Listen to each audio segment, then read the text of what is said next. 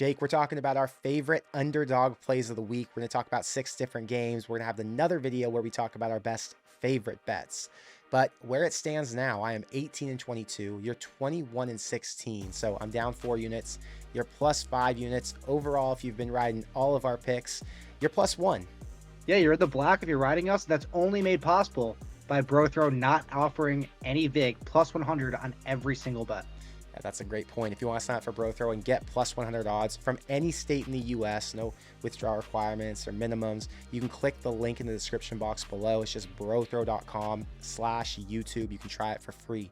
But I want to start off with Nebraska at Illinois. Illinois, 3.5-point favorite. And I think it might have come down to 3. So let's just say this is 3 to be safe because I still like it there. Nebraska and Illinois both got blown out by 25 plus last week, but Nebraska lost to a top 2 team in the country, and Illinois lost to Purdue, who's looked like a mess at times with sloppy penalties and missed blocks, so I don't put as much value on that loss, I guess we can say. I don't really like Illinois' offense. The run game is kind of questionable. The O-line hasn't taken care of the QB, so they've turned it over 11 times in just 5 games, and Nebraska's defense has been just good enough to keep them in games. And even when they were playing Jeff Sims at quarterback, their defense was doing enough to keep it close, right? Keep in mind, it got away from him at times, but it was because those crazy turnover issues, which they've solved now with Harburg back there. Nebraska's run game ranks 13th nationally, and their biggest run threats are both healthy. So my guess is Matt Rule's going to pound it hard all game and wear out Illinois' D just like they did against Minnesota a few weeks back.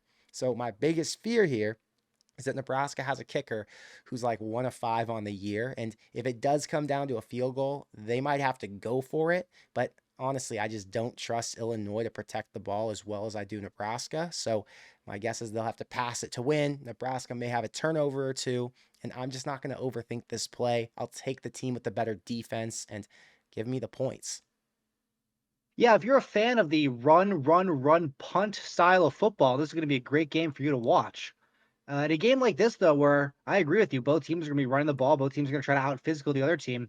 It's really going to come down to who can break that game-breaking play. And I think Nebraska's got bigger playmakers and guys with a higher potential to break off a big run. So I would lean with you and take Nebraska in this game, where points are going to be at a premium for sure. Next up is Kentucky at Georgia. Georgia's a 14.5-point favorite. It's a night game. Who do you like here? I was on Kentucky last week, and they covered with ease. I'm back on them again this week because Georgia has just been really, really bad for a 5-0 number 1 team in the country.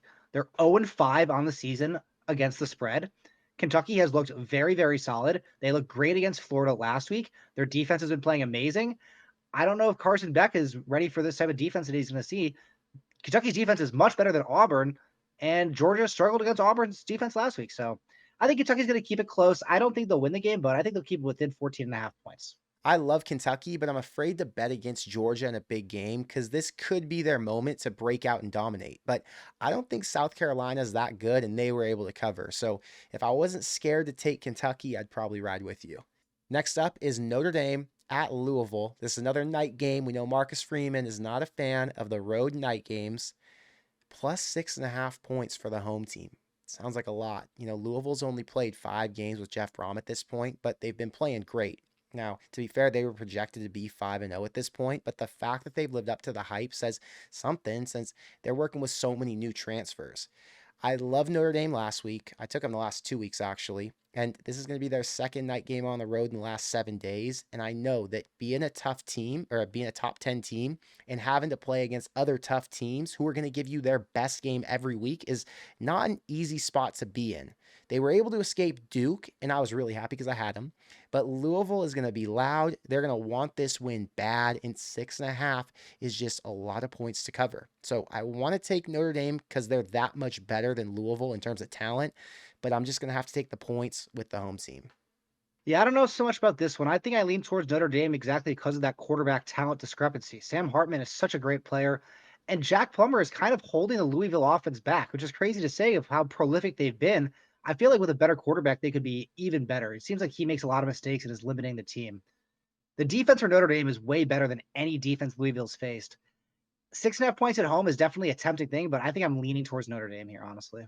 Well, remember, Jack Plummer actually got benched when he was at Purdue, and Brom opted to ride with Aiden O'Connell. So he brought in his former backup choice to be his quarterback here because I think it was just his only option, or at least his best option, given the install with the offense and all these new receivers who we had to bring on. Next is Oklahoma and Texas. Texas is a 6.5 point favorite. This is a classic game. I watch it every single year. I'm not going to make a play on this one. And I don't bet this one ever because it's a tough one to pick. So my question is, will Dillon Gabriel make up for the 40 points they lost by last year when they didn't have him? Yeah, I mean, spoiler alert with where my picks going, given this is an underdog video, but Oklahoma 5-0 this season against the spread.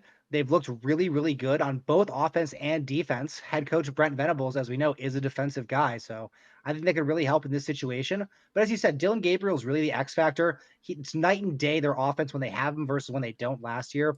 He's playing really, really well.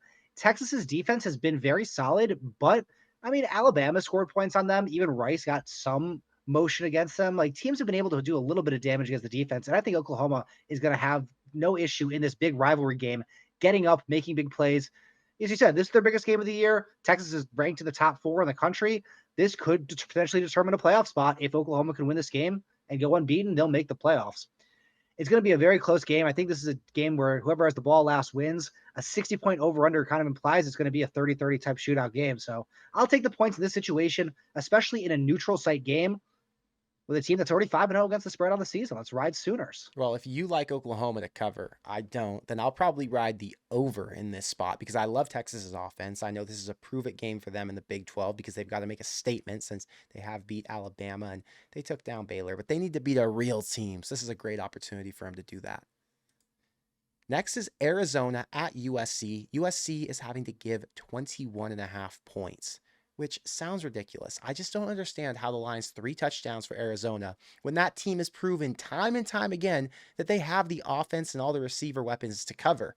Both Washington and Mississippi State were touchdown plus favorites, and Zona kept those scores within 7. And keep in mind, Washington, in my opinion, has the best offense in the country.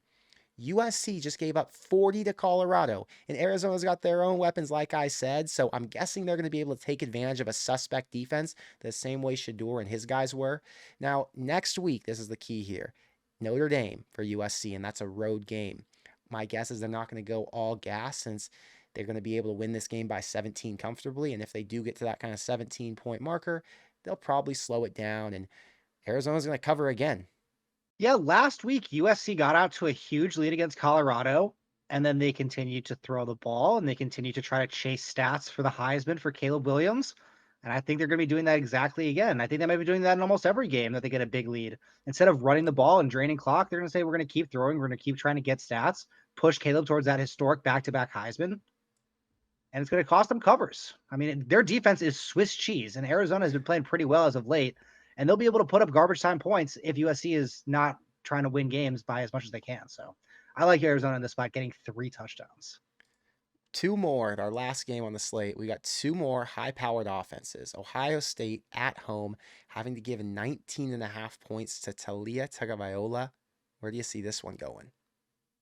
Yeah, Maryland has been probably the hottest team in the country over the last 3 weeks. Virginia 3 weeks ago got up to a 14-0 lead on them. And since that time, Maryland is on an 117-26 run over 3 games. And these are all against D1 Power 5 competition. Indiana, Michigan State, and Virginia. The bottom of the D1 Power 5 competition, but still Power 5 competition nonetheless. They have a very high-powered offense. Talia is playing absolutely phenomenally. He's probably been the best quarterback in the Big Ten so far this season. Ohio State has been definitely disappointing on offense as well. They saw them struggle against Notre Dame. We saw them struggle against Indiana. Maryland's defense is not as good as either of those 2 teams, but Maryland played great against Indiana last week and destroyed them. So, I mean, they looked better against Indiana than Ohio State did. I think they're playing way too well right now, and Ohio State hasn't shown to be dominant enough. That 19.5 points, I'm going to take that all day for Maryland. They're playing so hot right now. The problem I see with Maryland is that they haven't played anybody. You say they've played Power 5 teams, but we're talking about Indiana and Virginia. I don't see it. Their schedule's been so bad. Indiana held Ohio State to 23 points. Hey, I get it.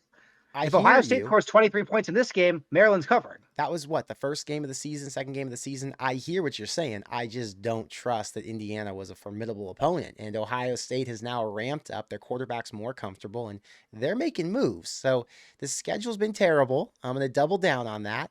And I think they could finish as a 9-win team this year, but I still think they're going to get blown out by the big three in the East, Michigan, Ohio State, Penn State. So maybe they're good enough to force Ryan Day to put up points here, but I'm just not sure if they're good enough on their end to score 28 to chase them, especially on the road. We'll see. I'm riding the hot streak, sticking with Maryland. Fair enough. All right, Jake. Well, I'm going to see you in the next video. We're going to talk about our best favorite bets for the week. But good luck on your picks, and I'll see you in the next one. Same to you. Peace.